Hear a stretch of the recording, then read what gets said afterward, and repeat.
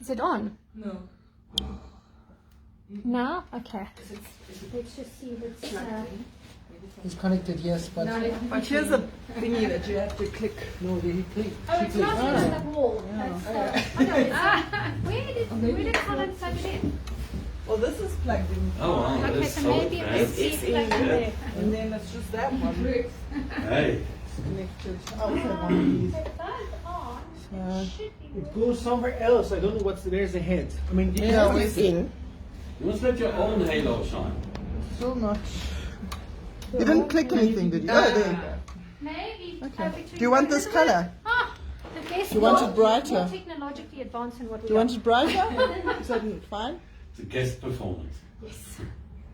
Guys, check. Or do you want a different color? yeah. Blue? No. Why? It's icy. Like that? If it's warmer. Warmer? Warmer. Yeah, warmer. Yeah. Yeah, Okay. that. Okay. Yeah, make it Stand like showing. Are you sitting? candlelight. You want Should it? be fine. Oh, Why do hey. You want to bring it lower so that there's not so much ceiling. Yeah, that's nice. You want to bring it this way? A little bit. Yeah, there. That's And nice. Kim is in as well. Well, I should still be a little Yeah, no, it's good. Yes, it would be a good idea in the picture. Okay. Thank You you. can move the chair. So unless somebody's going to sit in front of it. Okay. You can. Well, if you're going to sit Let well, her sit first. That's fine. you're going to No, I'll be fine over Oh, they're there. going to run around. Are you taking pictures? Should I? Can someone give me their phone, please, for picture? I take pictures. This is my phone. You take pictures. My phone is just so wonderful. Victorine, can I give you my phone in case Joan contacts us because he had a little bit of a COVID emergency. COVID emergency. He's a therapist, so sometimes. You're live already, people. Oh. Are you aware of that? We were live long ago when we were doing the color blue, green, red, yellow. Okay, Right. super. One. So good design. Thank you.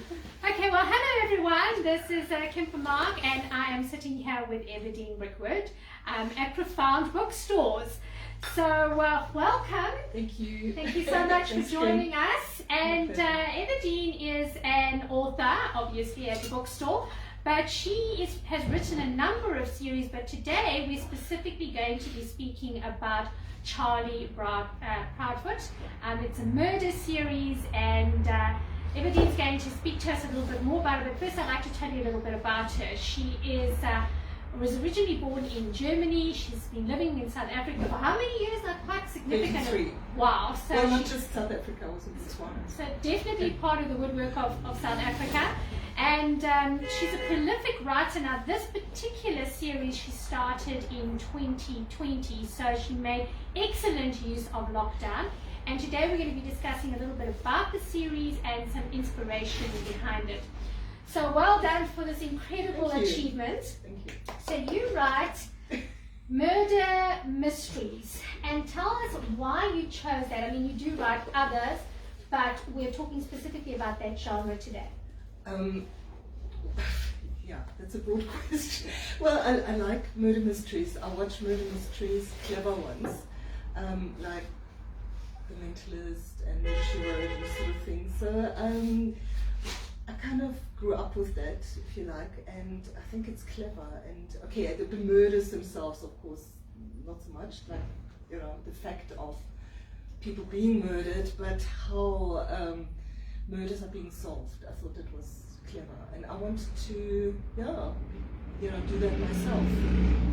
An interesting thing is when I was reading the books, there's some of the murders that I recognize, and they are actual South African murders that have happened, but you've got an interesting twist to them. Tell us a little bit about your inspiration. Well, I was inspired by them, and what I wanted to do was rewrite the story and bring it to a better conclusion, if you like the Shri and Divani case. I don't know if you remember that. It was all over the press, all over the world, of a new husband murdering his wife during the honeymoon in Cape Town. And he was actually not not connected for it, I think. Mm. So he was in prison, and he fought extradition from England for a long time, claiming that he had mental issues, whatever. And then he was in court in South Africa, and got away with it. And I wasn't happy with that, so I rewrote a story. And it's not his story, it's not Annie Divani, his wife's story. It's actually a different story, but it was inspired by that murder case. And then another murder case I used was a young woman. I think she was 8 months pregnant at the time. She was murdered by her boyfriend and his friends, I think, because he was married, and there was like a whole thing around it. And he strung her up on a tree branch. And I'm not sure if she was murdered before or if she died because of this hanging, but I don't remember the whole story because it's a while ago now. So I rewrote, I incorporated that in my story, but the story itself is about sugar babies and sugar daddies, and so I brought my own spin on the story into the story. There's two things that were quite significant about the books. I was delighted that they are based in South Africa, so I recognize things. I recognize the hanging was at Emmarentia, so there a lot of Johannesburg people had actually been to Emmarentia, so that was really insightful. But the other thing is that, particularly 2 of the books, you wrote them from the perspective of the person who has been murdered. So what was going on in their mind while the murders were happening. And that was kind of terrifying. Sorry. Well, the series has a paranormal twist to it. Yes. So, well, how can I explain, in a few words what's going on? But the woman who has this paranormal ability, she's not actually a detective or anything like that, but her friend is. And the friend ropes her in to help her solve murders that went cold. So she then communicates with their people and this sort of thing, which is not unusual and not unheard of. But it grows. It's a capability that grows in her, and it takes different forms. So I'm playing with that a lot in the series. Tell me a little bit about the inspiration for Charlie Proudfoot herself. So there were a couple of things that I'm quite connected with this character now because she's adopted, which I am, and she was married to a Colin, and I'm married to a Colin. So tell us a little bit about her. Why she's got the kind of character she has. Her little bit about her backstory. So obviously we don't want to give away too much about the story. She does have a tragedy that's come into her life, so it makes it quite a rich and diverse character. And is her adoption a cross-cultural adoption as well? Yes. Yes. It is. It also, I was inspired by what was going on in South Africa for a long time, and how people are coming together, different races, and we are actually more advanced in many ways than other countries where racism is still very real. I mean, we have racism like everywhere else, but we have very interracial connections in our communities and our society, and I wanted to work on that in the series. So it's a multiracial family, as you will see when you read the books. And the story, why did I do that? Because it fascinates me how we can actually bridge differences and form a cohesive family and working family. So I wanted to work with that in my books, and also that disadvantage doesn't mean that you have to be disadvantaged, or at birth or during childhood doesn't mean you have to be disadvantaged forever. You can actually turn things around, and you can become a functioning person if you receive enough love and like family structure. You grow up in a functioning family structure. So, and because I know what that's like, I try to bring that into my books. Excellent. And you have now just finished book number 4 in the series. This one. So tell us a little bit about Glass Ceiling, since that it's the latest one. glass ceiling. Okay, I start by going into the psyche of people who play a role in how the murder happens, and I wanted to show that certain like if you don't turn things around in your life, if you people were disadvantaged as children, and they did not turn things around, and that led to psychological issues.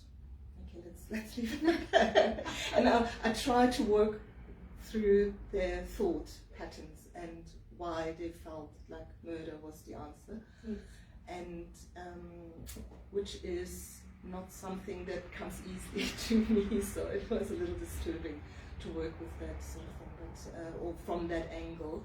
But I don't want to structure all my books the same way. I want to structure each book differently, because I would be bored as a reader to read the same over and over, the same structure, the same characters, and that's why my characters also grow throughout the series, especially Charlie Proudfoot, who's the one with paranormal abilities. And also how I approach the murders has to change from book to book. And it's I've got 21 books laid out.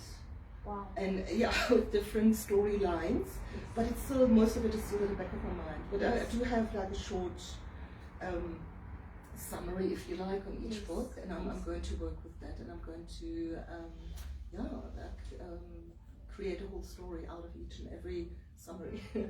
Now, what I like about your writing is that it's incredibly descriptive. So I think it must have been that was with the girl that was hung. As it started, you could actually, you saw what she was wearing, you know, and even like when there's the autopsy with the sheet hanging over her, and you can see the small mound in the front, which just reminds you, brings you back to the fact that she was pregnant. But what was really great was with the Claws Out book, where the guy was busy running through the bushveld. That was the one that I found very scary, because I could hear the cheetah in the background and the hyenas, and I'm like, oh my word! So it's incredibly descriptive. Now, how do you read all these books? I didn't know all these details. How do you prepare for that? How do you create the imagery? Are you watching movie clips, or you're just coming from your imagination? How do you prepare to make such a rich book? I think it's how I perceive things around me, life in general. And I work with that a lot, because it's stored somewhere in the back of my mind. And yes, of course, I do watch movies and I do read books. I'm less inspired by books, I think, than movies. I'm very visual. Yes.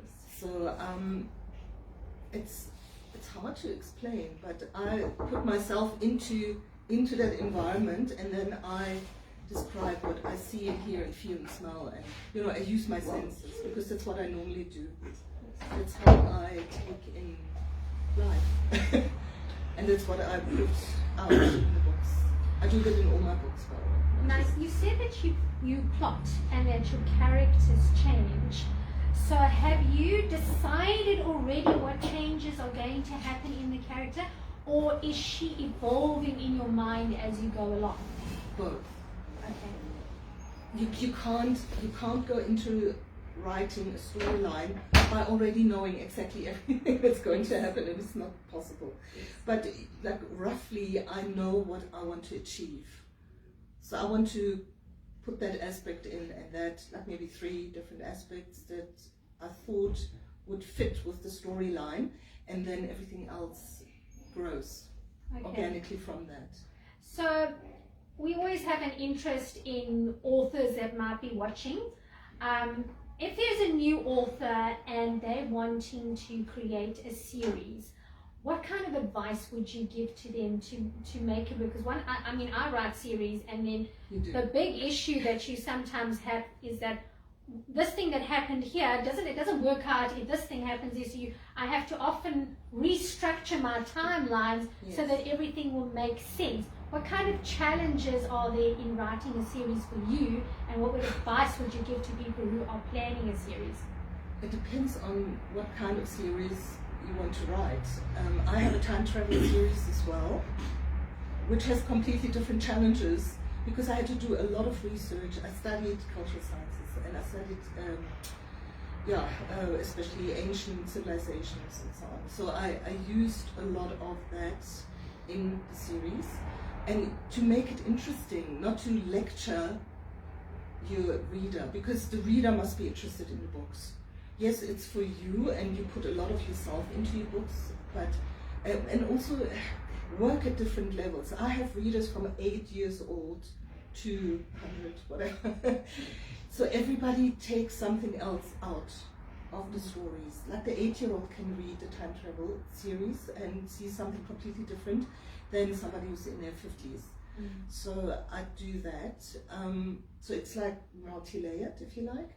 And don't be preachy, and don't write completely from your what you would like to see in the books, because it's important that the readers must love what you write. So you have to have something in the books that they can associate with, I'd say. So for one thing, and the murder mysteries, of course, readers like to associate with the main character, or one of the main characters, or some character in the story. So bring them to life, make them lifelike. I'd say, which is not so easy. You have to understand psychology also to an extent to work through the workings of the mind. So everybody has a different mindset and different ideas and philosophies and so on. So if you the more you know, the more you've learned in your life, the better, and the more you've read as well, the more you've thought around issues of people, and like just learned about life, the better, because you can always introduce it in your books, in the storyline, if you understand a little bit about that. But also just try and see things from the reader's point of view, I would say. Yeah. The next question I have for you is there a character inside your book that just kind of sprung to life, that was supposed to be more of a minor character that started developing a personality that you didn't actually expect, and that you fell in love with that particular character? In which book? Any of the books. Any of the books. All the time. All the time. In all of my books. Yes. So which one springs to mind straight away? I can't say straight away. I can't, because every book has its own. It takes on a life of its own. And the characters, I might plan as much as I like before I start writing, but they just grow. Yes. Throughout the writing process, you know that. I mean, you do the same or similar process. You write different books, but I think when you work with characters, you can't avoid making the characters grow into something else, into their own, if you like. Nothing springs to mind as such, but a lot of the characters that I describe in my books come to life while I write, and then I take it further or not, or I let them disappear. Or is there a character in there that might decide that they want their own series? Like a spin-off. We're tired of being the Charlie Proudfoot sidekick. We want our own series. No, not yet. But I've only got 4 books out, so let's talk again after 10 books. Okay. And then we'll see. Maybe something happens. Now, how do you engage with your readers? How do you connect with them? Do you have like a newsletter that people can sign on for, or what is your engagement strategy with your readers? I've planned newsletters so many times, I just haven't got time for it. I had a MailChimp story going and landing pages and all that.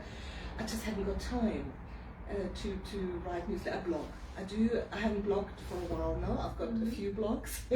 Actually, for each book series, I've got a different website and different blogs and different readers and different target groups, if you like. And I engage with all of them at different times. Mostly on Facebook, I'd say. Facebook, Twitter, Instagram, but also, yeah, I mean, we have an author group, as you know, in Johannesburg. A lot happened through our author group. We went on book tours and we have book events. But now with lockdown, of course, everything shriveled up a bit when it comes to these things. But it happens all the time. If a reader wants to talk to me about anything to do with the books, then I'm more than happy to speak to them. And you know, I've done that in the past. Like my hairdresser, she loved the Rhino Whisperer and her mother as well. And they're probably reading these books as well now. And she wanted to know so much, and her mother wrote to me on one of the websites. And you know, I love doing things like that as well, just to engage with readers and also children. I used to go into schools. I still do, but you know, we couldn't now during lockdown. But before, and the children, they come up with stuff that I would not even in my dreams think about. And I would talk to them, and like in the time travel series, the one boy loved the foods that I described, the fruit and vegetables, and because they're different, they're not what you would normally find. And yeah, enough said. There's a whole story around that, because the series is set 12,000 years before our time, so I could actually play with a lot of things 12,000 years ago. And so we were discussing the possibility of having fruits and vegetables like that.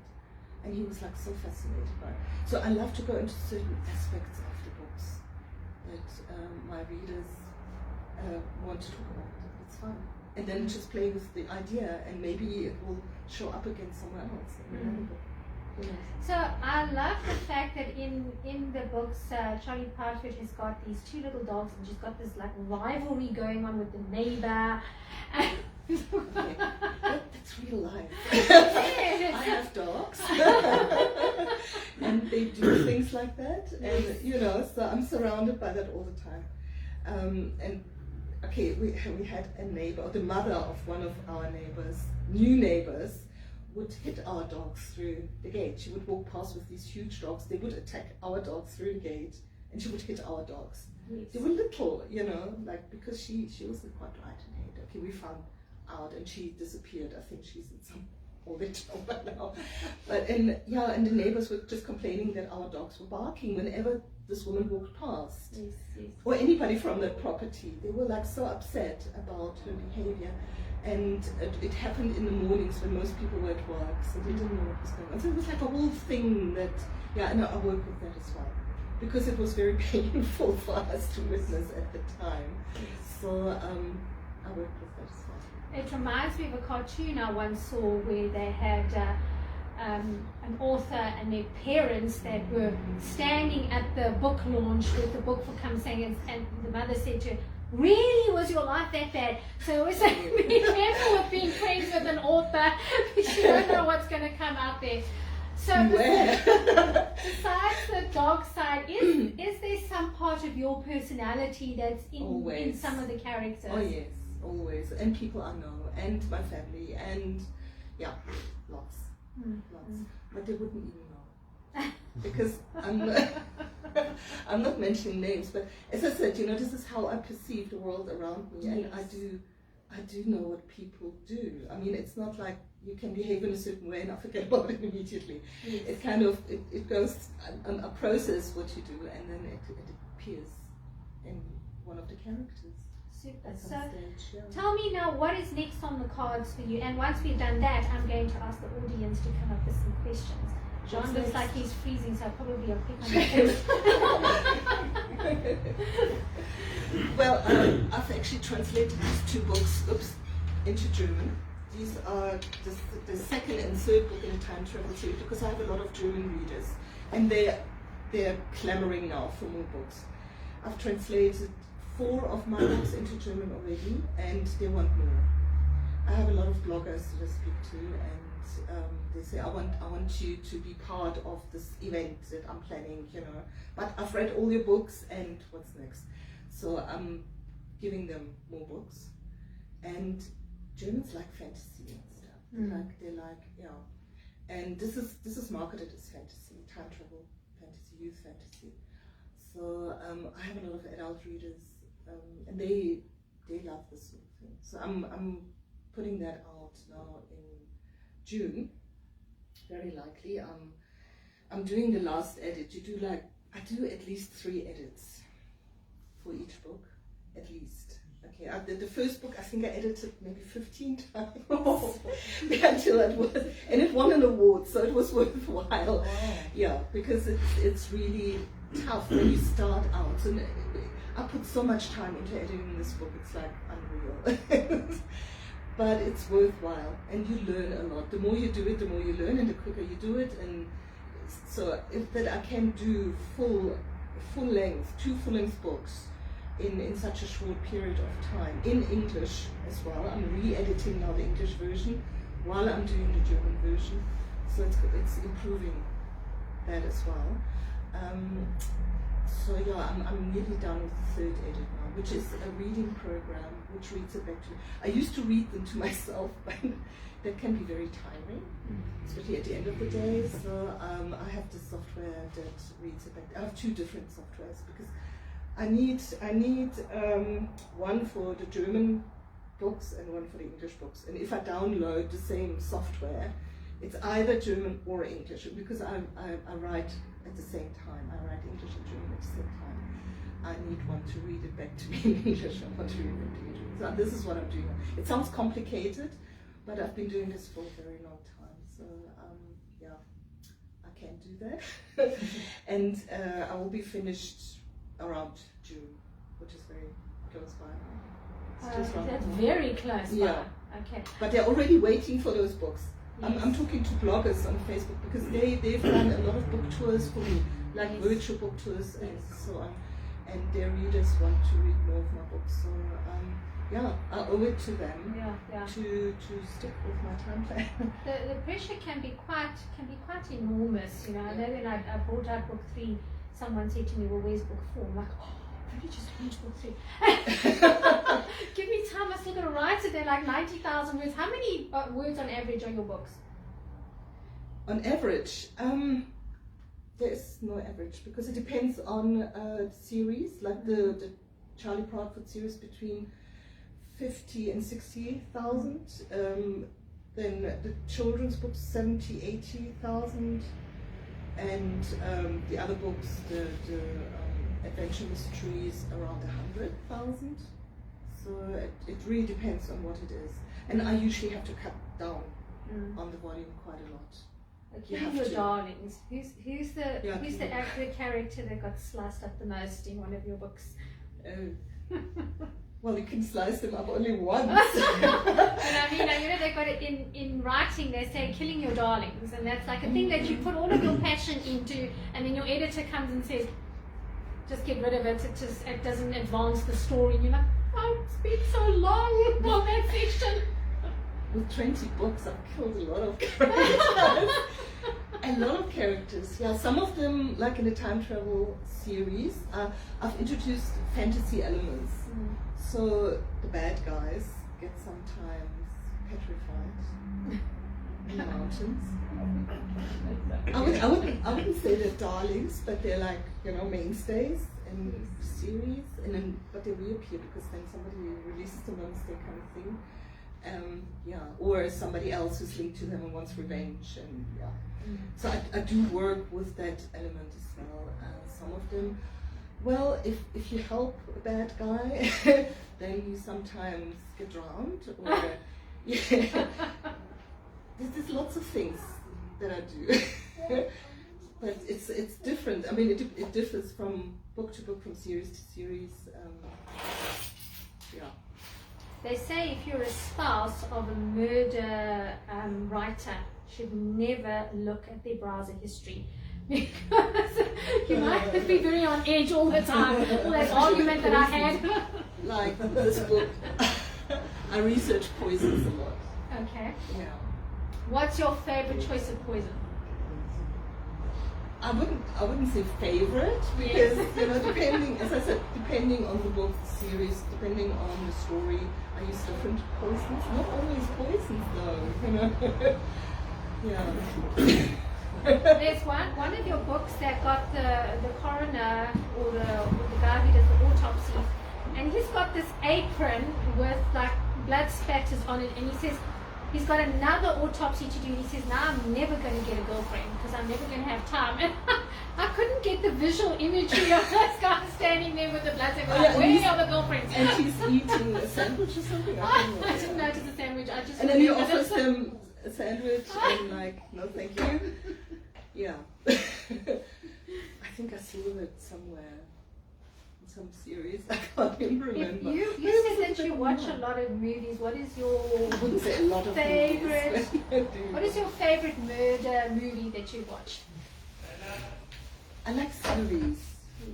At the moment, I don't know for what reason, the series pops up on my YouTube feed about missing people. And sometimes they end up murdered and sometimes they end up being found alive.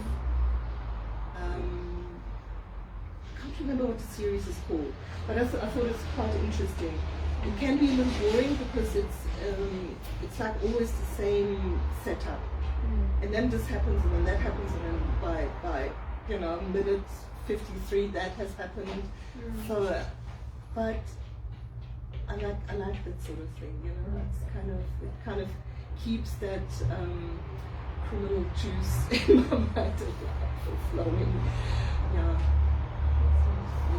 So I'm probably going to use some elements of that, but I like to marry up elements from different episodes. I don't like to reproduce stuff that somebody else has thought up in their minds, because I like my own way.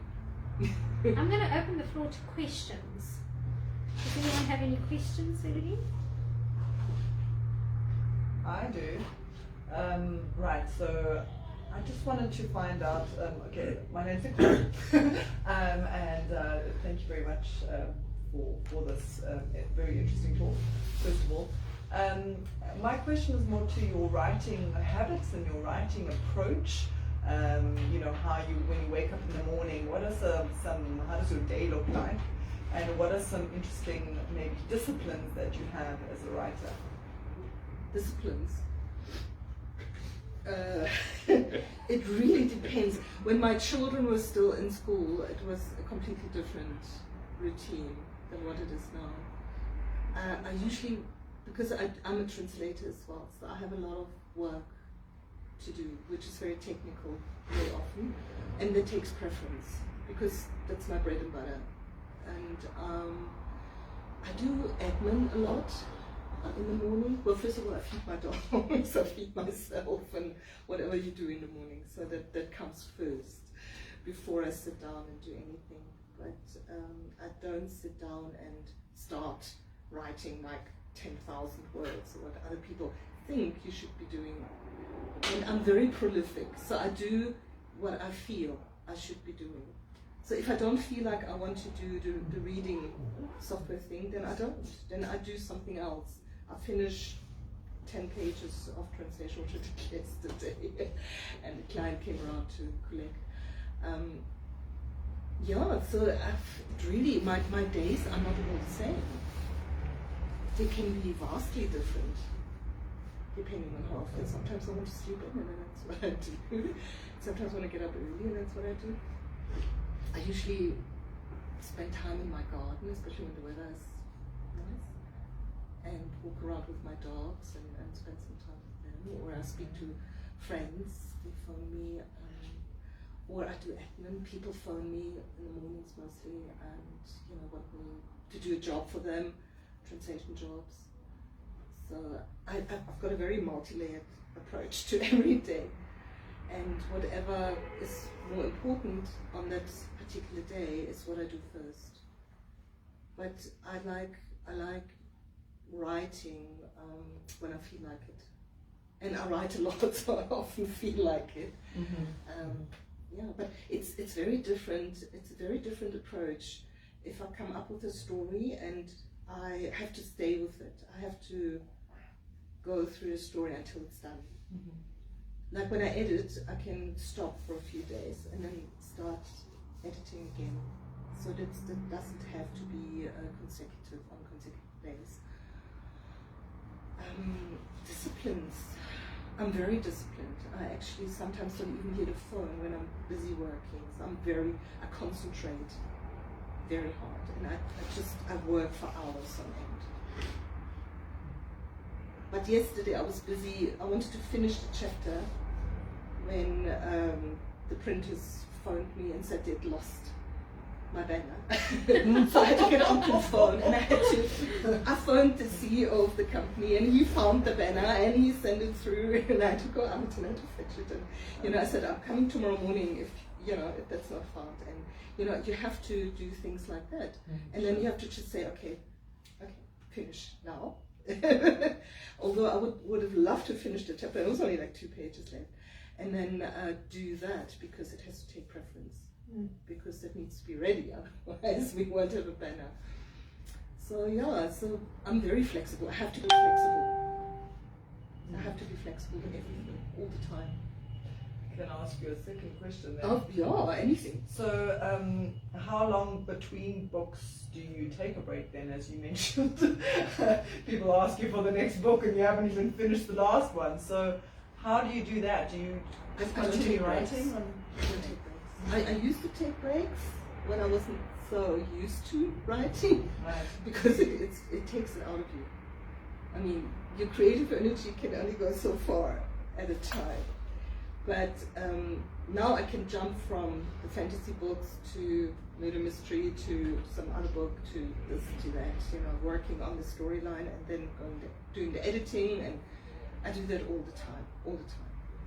But sometimes I do it at the same time. So I write and then I do editing for another book. And as I said, I don't go by, okay, from 1 o'clock until 3 o'clock I do this, and I don't do that as I feel like it. I will either write or edit or proofread, or I've got proofreaders. I've got a whole lot of proofreaders. Like when I'm done with my first edit, it goes out, or second edit, depending. It goes out to my test readers. They read it, proofread it, come back to me. So I have to talk to them while I'm writing another story. I'm writing a series of 3 books, non-fiction books, this year as well. So I'm going to finish that. But it's much easier. Non-fiction is much easier than fiction. I don't know why. Yeah, but people want to read that as well. So I'm trying my hand at that now, and I've already got good feedback. So I'm doing that. So the last book I published in December. So 2 books in June, because you have to work up to a certain standard. You can't just say, okay, I'm done now. No, you have to actually see it right through to the end, and then the covers, and then the layout. You have to. Everything has to be, if not perfect, as good as you can do it. And people must give you feedback, and the more critical, the better. I have got very critical test readers in America, and I've got one in Durban, and she's like, she wants the hard copies. So I have to mail her the hard copies. So she's like so happy with those books, she can't read. And she always comments like when I have a post. So I've got fan readers. And some of my test readers are fan readers as well. And most of them are very happy with the ebook, the finished product. So because mailing to America is probably not cheap. But I do get very critical feedback, and those are my favorite test readers. Wow. Yeah. Speaking about the critical feedback, when is it that you say that criticism is something that I can use, or that criticism doesn't actually have its place in this particular book? Because I know as new writers, sometimes you get like hysterical about, someone thinks something bad of the book. And then as you go along, you need to say that particular feedback, it's not from my intended readership, so I can ignore that, but this needs to be applied. I think it's not that difficult to differentiate between constructive and destructive criticism. I had somebody who answered a post that I posted on a blogger group, because I needed more test readers And he came back with like South Africa. I used to live in South Africa. The schools are rubbish and everything. No author can meet any international standards. And I'm like, what? What's wrong with it? So I deleted that very quickly. And then, I get like another test reader of mine came back, because she dabbles now in writing herself, but she makes big mistakes. So other authors that test read for her said, you're head hopping too much. Head hopping means that the point of view changes all the time. And then she saw all this head hopping in my book, and I'm like, no.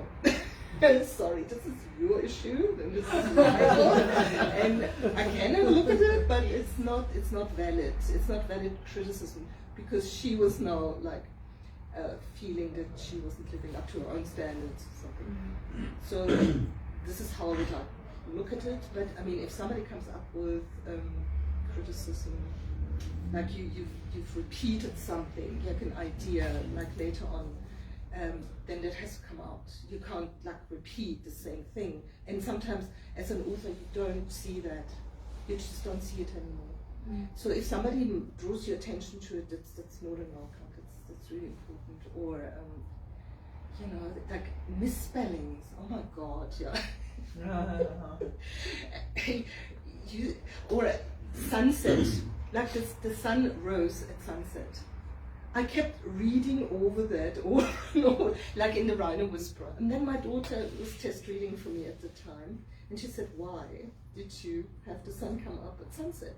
And I was like,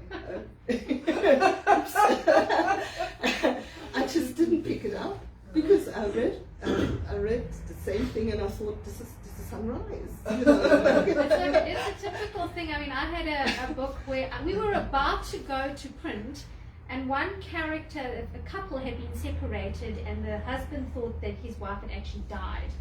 And he finds her purely by accident, but he's traveling with some other people, so they have this wonderful reunion, and then he says, I have to go and do this thing, and he kisses her goodbye, and just before we went to print, I saw that she kissed the wrong man. Oh my word! It's the wrong guy! And you don't see it, you just do not see it. Even my editor hadn't picked it up. I had other people read it, and it was just literally at the last minute. That could have been a completely different story. You see, and you do not pick it up. It's just You're familiar with your work. Yes. Yeah. That's so funny. So you need proofreaders, you need test readers, beta readers, whatever you want to call it. It's so important. I'd like to take another question. Victorine, you got a question? Yeah, my question is, how do you handle delay from the proofreaders? Sometimes I wait weeks and weeks. I have, if it's a deadline, the book goes out. The book goes out as it is. Because I have to, if I have especially pre-sale on Amazon, I cannot wait, or on Smashwords or whatever, I cannot wait for that proofreader or test reader. It goes out, and then when that comes in, when the feedback comes in, I pull the book and I do the changes if it's worthwhile. If not, if somebody else has picked up on it already, it just stays. Yeah, that's how I deal with it, because they do that. You know, it goes out, I need your feedback by the 8th, and the next month on the 8th, you get it maybe, if you're lucky, or maybe 2 months 3 later. months. They do that, I know. And I try and get, well, it depends on how much time I have. Sometimes I have to work very quickly to get the book out. Then I don't have time, then I work with the people I have, even though I know that they are sometimes late with the feedback. And sometimes I look for new test readers to give me feedback before that person comes back. But they would be like so offended if I did not send it to them. They wait for the manuscript, and they always have excuses. You know, I changed my job, or you know, I was like, ugh, I don't know, this and that, and the other one went on holiday, and sorry, and I didn't have time, and you know, yeah. But I mean, I cannot put pressure on them, because I don't pay them. They're not paid. We had a post in one of the author groups on Facebook, and some authors pay test readers. The problem is they want to please you if you pay them, because they want the income from you, and then they do not give you the critical feedback that you need. I don't need to know that it's a great book. I need to know where I make mistakes, where I can improve. So I do not pay them. As I said, some of them they want the ebook, some of them they want the print book. In South Africa, I don't mind sending them, but I'm not going to send overseas print books overseas. But other than that, I do not pay them.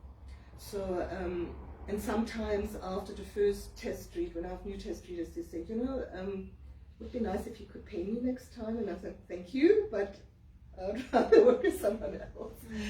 So I have situations like that coming up all the time. The challenge is, particularly if you are publishing to Amazon, if your book is on pre-order and you miss the date, they block you for an entire year for pre-orders. So you can sell your books, but you can never put a pre-order on for the next year. So that deadline is incredibly important. In fact, it's better to put a not perfect book onto Amazon and then quickly just add in the corrected manuscript afterwards, than to miss the deadline completely. I have to do that all the time. Okay, another question. Me, please. One over here, then we're going to go to Sam. Sorry, at the first, congratulations for all of your books. And I want to know that in your writings, did you try to show the South African culture too? All the time. And it was Especially not the hard Charlie for Prophet. you that match this culture with your My background. background? It really depends on the story. In the Charlie Proudfoot series, I go from to different areas in South Africa because I want to highlight those areas. So I do that because it's a great country, and I also wrote a book about Botswana, or set in Botswana, because I lived there for 2 years. So whatever I learned about that, combined with the local culture, goes into the book. That has to be in there because that is part of the fabric of the book. And I do the same. I do a lot of South African stuff in my books. And as I said, like the Charlie Proudfoot series is solely set in South Africa. Isn't it hard for you? No. to do this? Uh, Yeah, because for example, if I want to write South African books, it's very hard for me because I'm not South African, you know, and I fit from a culture, from a background, and sometimes mix them together in my book. well, that would be your personal flavor then. That's not necessarily a bad thing. You just have to make it clear that this is not the South African part of the story, but this is your own, or the character's own experience or background. So you don't mix it like this is now South African when it's not. Yeah. But I mean, what is South African? You have to, differentiate to an extent, but I mean, it's a melting pot. It's not like South. I mean, if I go into a township, I have a different South African aspect to when I'm in Bryanston. Yeah, It's all South Africa, but it's different. different. And I can, in the same story, do both. Or It's like a mosaic. I mean, it's exactly. it's Indian, African, Yeah. you do white population, you came from somewhere, I came from somewhere else. I mean, we're all part of the same country. We belong there. I mean, the history we can't change, but our life today is such a mixture. It's like America at the beginning of the 20th century. There were people from Russia, from Mexico. Absolutely, yeah. It's melting pot mosaic or I mean, whatever. look at like American authors or American musicians or composers. I mean, Irving Berlin, for instance, or George Gershwin. They were not Americans, but they're like quintessential Exactly, American yeah, composers American. now, because Rhapsody in Blue, for instance, that's American. No, he's like Russian. Yeah. So where do you draw the line? Some of my characters are from Finland, others are from America, others are from Soweto, others are, So, and because I meet a lot of people and I absorb their stories, I can recreate stories. Even if I did not grow up in Soweto, I can still write about it, because I know a lot of people who tell me a lot of things about their lives. And I mean, I'm not writing a non-fiction book, you know, to explain now to outsiders what this is like, but I can involve it. Yeah. Like when I lived in Botswana, I met so many people, like Chinese Botswana people. Yeah, and it's Zimbabweans that have settled there, you know, and have a different take on Botswana culture compared to somebody like me from Germany, and I can still write about that. Thank you. Yeah.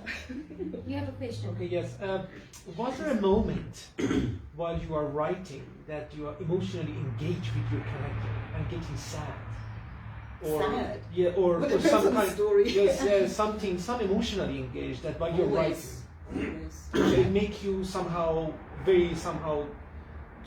reach to some point of sadness or happiness or something that you can stop there and then feeling coming as a Yes. okay. All the time. Because feeling is like, you know, something that you have to convey to the reader. So feeling is very important.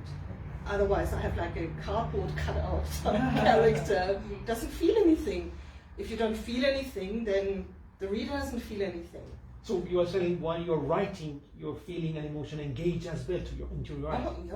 Excellent. Like as I said, you know, with this book, when I wrote it, it was not so much like that. But when I edited this book, because I had to go into the killer's mind, and the killer was like, you know, and I had to kind of try and follow that, and it was like, it was not me at all. It felt like, you know, like shedding that skin of the... But you feel that.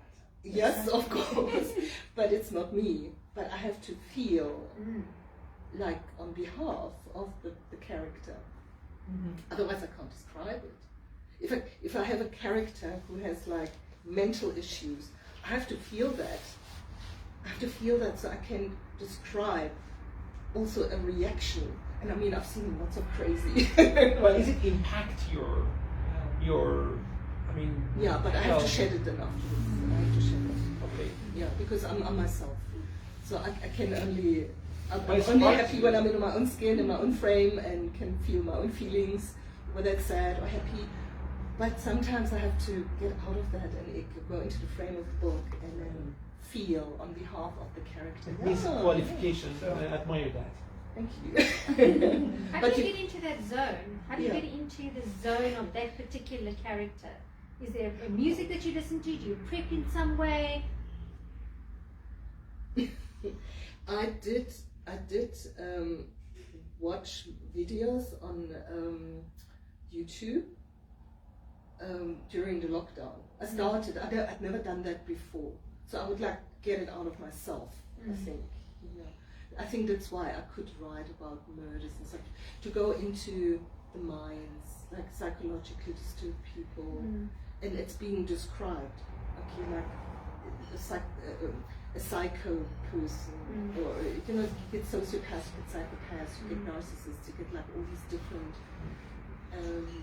mental disorders, and in order to be able to feel that, I have to know what it is that ticks somebody off, or how would they react. Some people, they have a lack of empathy for others. Others do have empathy, but it's not proper empathy. You know, you have to work that out for the character.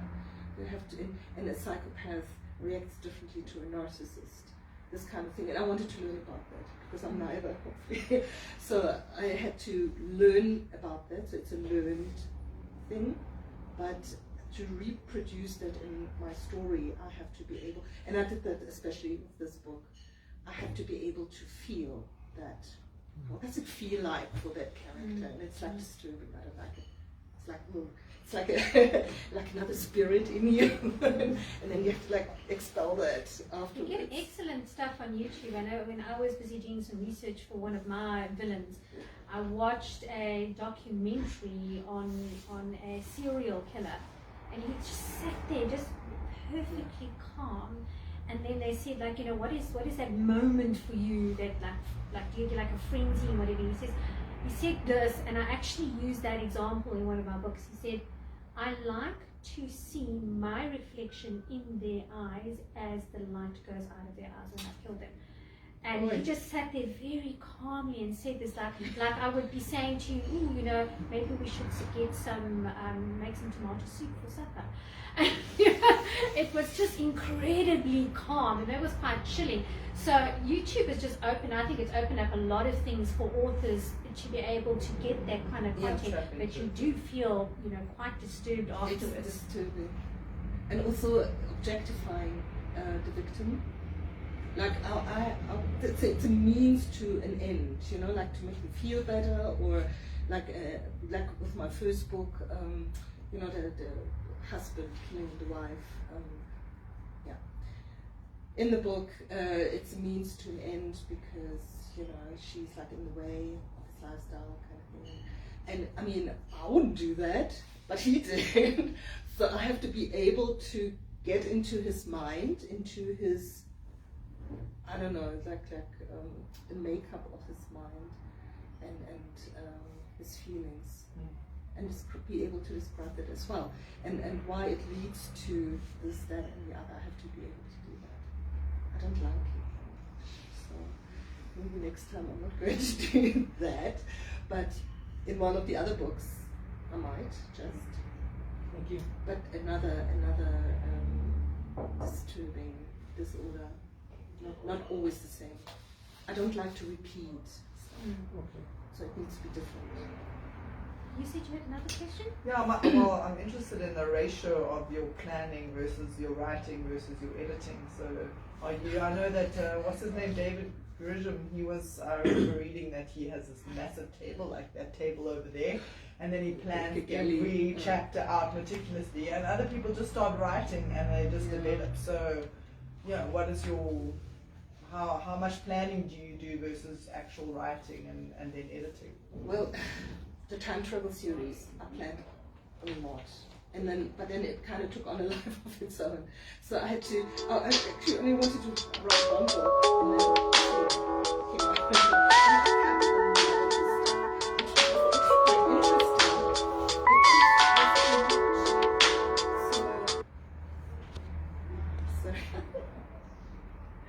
Carry on. I don't know what to do.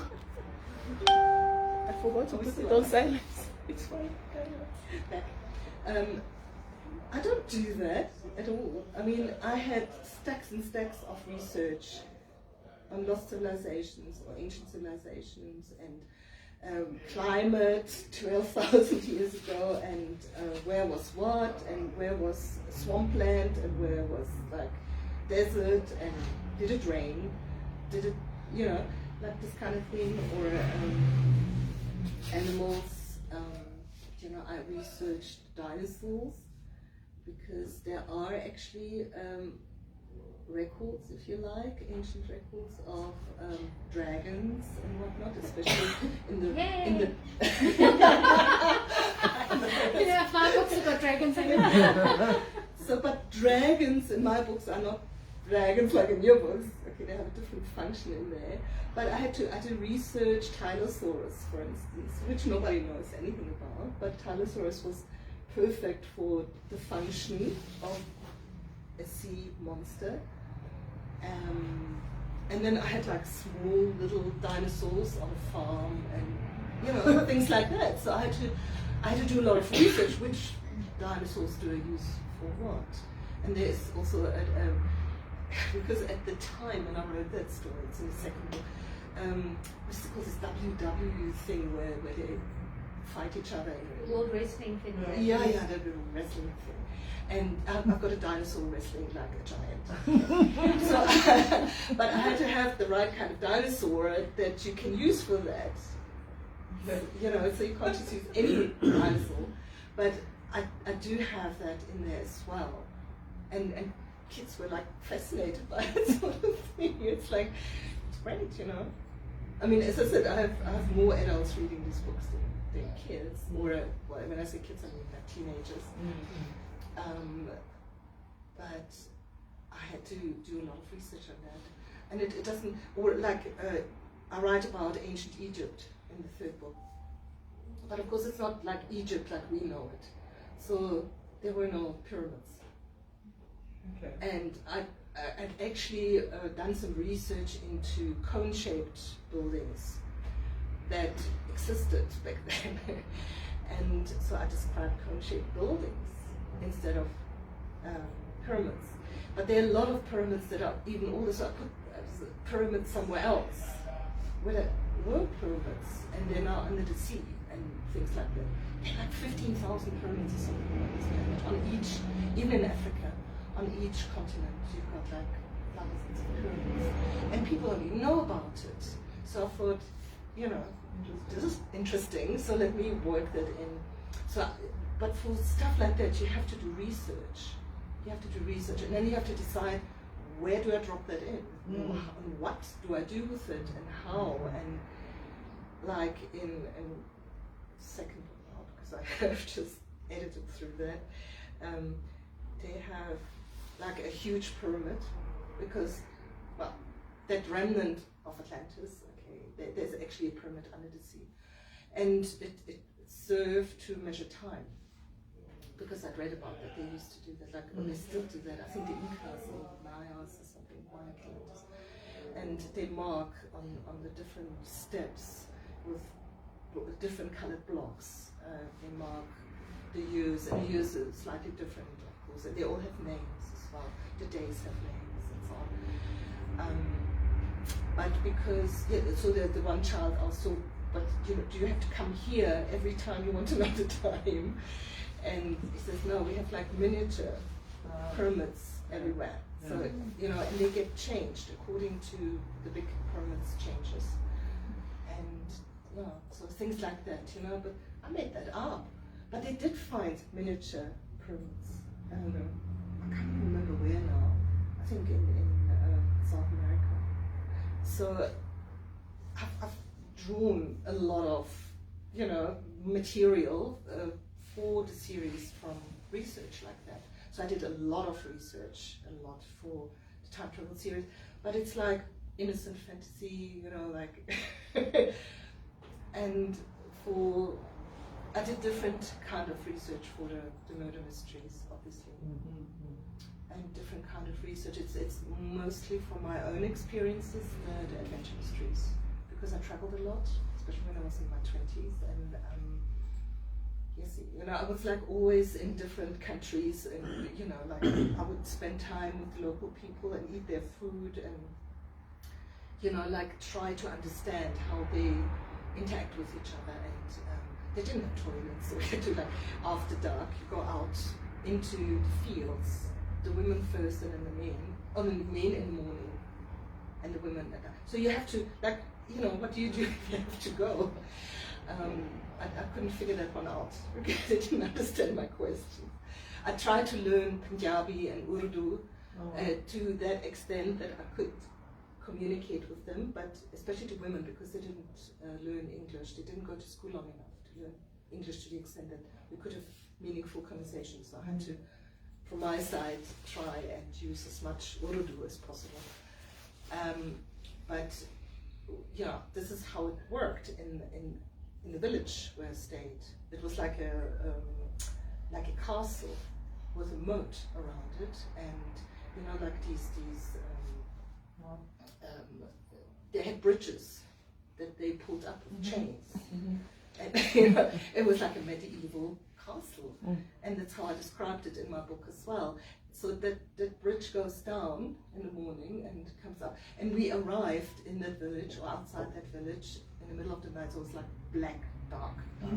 Didn't see anything. Of course, the guy I was with, he knew where to go, and I had to wait there. It was like, okay. And then that bridge came down, so he was probably calling them. I was a ways off, so I don't know what happened. And they let the bridge down. It was a massive, massive bridge. Let the bridge down, and then all these torches and whatnot, you know, people walking along this riches and, you know, like collecting them. And it was almost like Hawaii. They gave me these flowers draped over my head, and I was like kissed by everyone and hugged, and children on each finger. I had like at least one child. Definitely long before COVID. But I was like a superstar, you know, suddenly, like in their remote village. And things like that, you know, like you can't research things like that. You just, and they are of Turkish origin. So it was Turkish noblemen who fought wars in India and stayed there and brought their families, and they founded these villages, and this is what they did. This is how they lived. And you know, where do you find research like that? So I have to go and experience things like that to be able to put that in my story. So I used to love experiencing life more than reading about life. Well, this is the time that we call for a travel sponsor. I also want to go visit castles of the world, so Evadeen and I will be ambassadors for whatever travel company wants to sponsor us. Another question? This side? John, do you have a question? Victory? My other question comes from my own personal perspective. How do you debrief? Debrief? Yes. After writing, after finding yourself deep into these characters, and you get out, do you become normal? I hope so. From my personal perspective, because I once wrote a book that was psychologically torturing, and it really drained me. But also the work that I do with parents, I find that usually if I don't get a debrief, I actually suffer, I struggle to be myself again. I do debrief to an extent. How do you do What do you mean by debrief? It means you get it out of your mind. Character. Like, how do you cleanse yourself? We Remember, she discussed said, this book. Remember, I phoned you and we discussed. He helped me debrief from the psychological torture I went through by editing through this book, because it was really disturbing. I thought it was disturbing. I'm scared to read it now.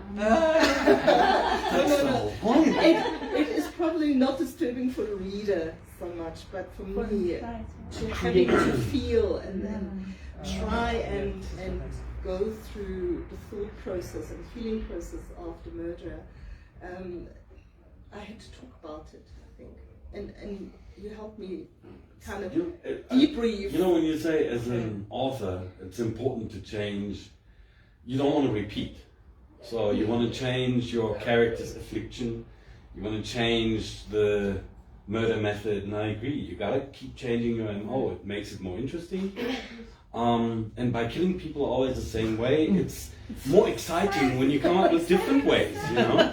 And as you evolve, you dare to get closer. You know, shooting someone is easy, anybody can do that. But strangling them, that's very personal. And it's not as messy as a knife. That's just, you know, lots of cleanup and all. Not good. So, keep evolving. But I'm worried. that's I'm thinking one of about the this ways. relationship, Well, a this would- debriefing or an adding extra ideas. But you know, with the other books, I didn't feel as disturbed because I chose different methods. And I mean, especially when they're already based on an existing story, then I'm inspired by that, and I can work with that at a different level. So I'm not as involved in the thinking process and the feeling process. But when I am, then it's kind of it feels like you have to exercise that to an extent. You have to get rid of that. We do have a social worker in the group. Judy is available for consultations for all the traumatized readers. And we have another therapist over there. If you've got lifelong trauma, you can go to him. But what I find is very helpful to me as a writer is music. So if you go onto YouTube, we do different kinds of music. If I'm writing a kind of a racy thing, then I'll listen to that kind of music. I had to write about nightmares the other day, and so I went onto YouTube and I typed in best horror background music, and then like at the end of the scene you're like, oh, I really have to change now. I listen to folk music when I'm editing. Because folk music, particularly like the like 70s, 80s kind of folk music, it's got enough words in it to keep my brain stimulated, but it's not vibey enough to distract me. So, that's what I'm doing, because editing I find incredibly boring, and I will do anything. Now, my husband will tell you I'm not a great dishwasher. The amount of times I've gone to wash the dishes because it's editing time. I used to do that all the time. And I have a dishwasher. I have a dishwasher now. So that music, just like I'm like, okay, I've got this little bit of mental stimulation, because folk music's got a lot of words in it, and I love words. And then I can actually just do the editing, and I can actually do that for about an hour. Whereas if I'm by myself, like 15 minutes, look at the cell phone. I'm sure someone must have WhatsApped me yesterday. Have I checked with Evadeen how many people are coming, and then nothing gets done. I must say that I used to listen to classical music a lot while I was writing, because I think it's got to do with alpha waves, and I listen to classical music in any case. So that is kind of the vibe that I was in the time while I was writing that series. I don't listen a lot to music anymore. I don't know why. Especially not when I edit. Especially not when I have a program that reads the text back to me, because I have to concentrate on the reading. I can't listen to like lots of stuff while I'm doing that. So it's quiet, but I mean not quiet. I mean it's like noise outside, and the dogs bark, and my tenant, whatever, So it doesn't matter from that point of view. So I can switch off easily because I can concentrate. I can concentrate for hours and deeply, and that doesn't bother me. I don't listen to a lot of music anymore. I mean, I listen to music, yes, but not necessarily when I'm writing or editing anymore. But in the beginning, I definitely did that. I mean, I listened to classic FM a lot.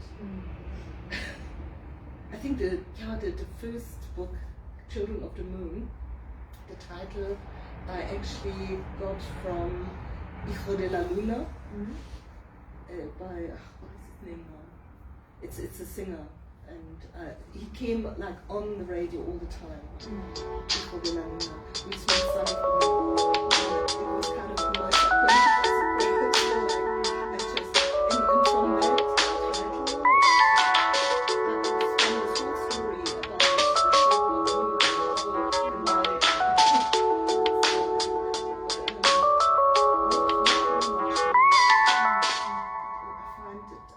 moon I need to be in my own.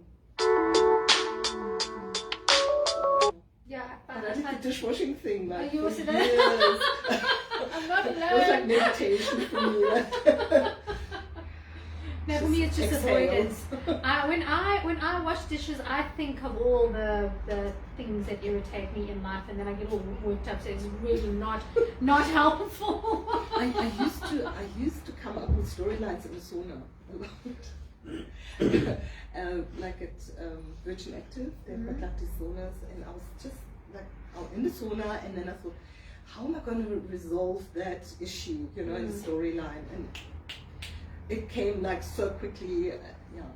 The worst is getting in the shower, and then all of a sudden a plot comes into your mind, and you can actually see the words, and you're like, I haven't even finished shaping my hair. Can you just pause over there? You jump out and just write it down quickly. Yeah, no, at night. Oh my goodness. You try and sleep, and then that comes, like a whole page. And I used to take my notebook out and just write it all down in the middle of the night at 2 o'clock in the morning. It was just torturing me, and I had to write it. It doesn't happen anymore. I just write now. When it's time to write, I write, and then switch off. I don't know, it becomes so much easier, and I think that's why I can write so much now, and edit and write and do everything at the same time, and it doesn't bother me anymore. But for a long time it bothered me in the middle of the night. Like as soon as my head hit the pillow, I had to write down all the storylines and how to connect this with that. And, it was like torture. It was really difficult. But I don't do that anymore. I don't know. If it went to a different space or different place in my mind or my brain, wired differently now. Hard to say.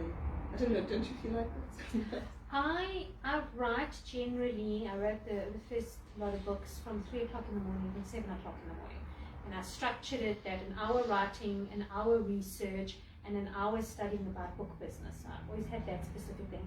And when I go out of that routine, that I'm not doing my morning writing, then that's when my word counts go really, really low. If I stick to that routine, it's great. Completely different approach. I've got 2 young children, and I'm very sensitive to noise. So, while we're sitting here, I'm very aware that there are cars traveling around there. I can't zone out. I will listen to all of those sounds. So as soon as people get up in the morning, then there's sounds that come. My children homeschool. So my daughter will sit and listen to her material, her homeschooling videos with earphones on. I will have earphones on with music on, and I can still hear what's happening on her side. I can hear she's watching something that she's not supposed to watch, and that kind of freaks me out. So at 3 o'clock in the morning, people say, "Are you insane?" I'm like, "It's quiet. I can actually write. I can set my pace, my tone, do what I want to do without any interference, and I can quite easily do 1,000 words a day if I'm in the zone." I don't go back to bed. I go to bed early, so I'll go to bed at 8:30 in the evening. I get up, I go for a walk. We've got quite a long driveway. I'll walk up and down.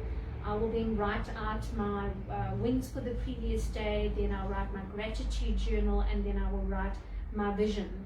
And then I always start my day with egg, spinach, and folic. And oranges, because they're all rich in folic. And I have got this weird heart thing, which is not fatal, but I do have a deformity in my heart. So I think to myself, I don't want to die of a heart attack before all my books are finished. So, Okay. So I'm very structured from that perspective. So you have to look after yourself so that you can work on the schedule. So if I don't do that structure, I'm completely blown out of the water. Because as soon as those children wake up, then it's chaos. Yeah. You see, I had my husband take care of the children. My husband changed. He took care of the children in the morning, and I. He used to get quite agitated, why was I doing this writing thing? And I belong to this group called 20 Books for 50K. And the theory is that if you have 20 books and you're selling X amount per day, you can actually get 50,000 per month, and that's US dollars. When I shared that business plan with him, he's like, how do I get in on this? So he then took over the role of making breakfast for my family. He's done it for the last 4 years. My husband makes breakfast every single morning because he knows that I'm in that zone. After a certain time period, I will switch off and go and do other things, but he takes that pressure off me, and that's been really, really amazing. If you have a partner who does that for you. Otherwise, I raised 2 children during the time. I was vice president of the Chamber of Commerce. I was, I had my own business. I was writing books. I was doing translations. I was like, you need somebody to take a load off once in a while. You can't do everything. You're not super personal, woman, man.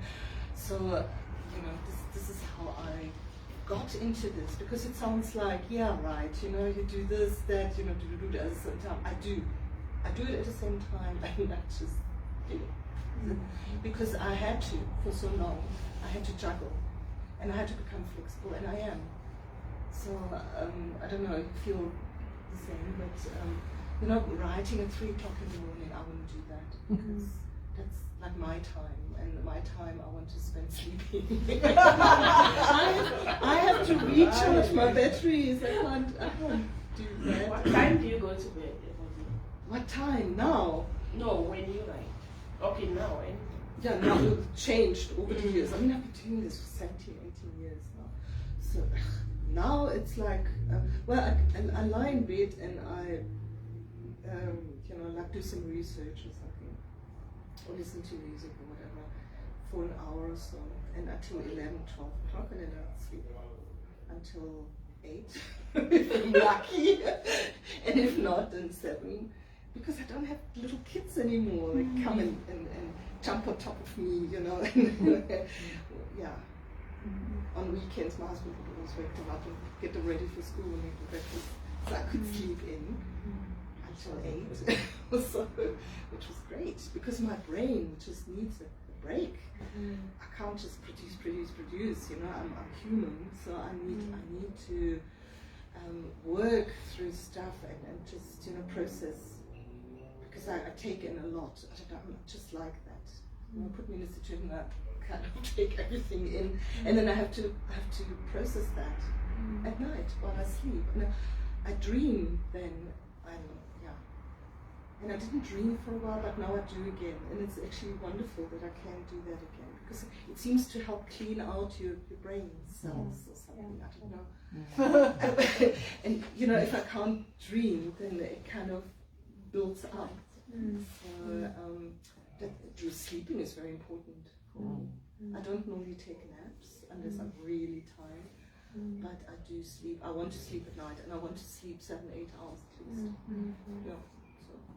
Well, Evadeen, thank you so much for joining us today. Well, thank you for having me. If there are people that are wanting to buy books, Evadeen will be available to sign them for you. And thank you for visiting us at Profound Books. Please have some tea and coffee.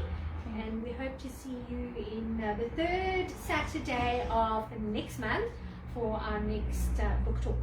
Thank you very much.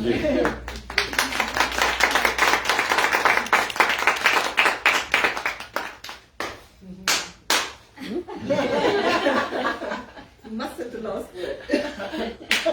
Our IT specialist needs to shut down for